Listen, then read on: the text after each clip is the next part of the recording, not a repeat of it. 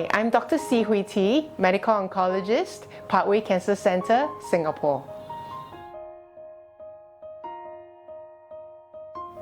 In Bangladesh, we hear of stories of the unscrupulous people who put additives to vegetables to make them look oh so fresh and so juicy. So my practice is to tell my patients, never buy something that looks so pretty, so shiny. Something may have been added to it. In fact, organic vegetables look very ugly. They have to depend on nature, and nature makes our vegetables sometimes very small and not very attractive.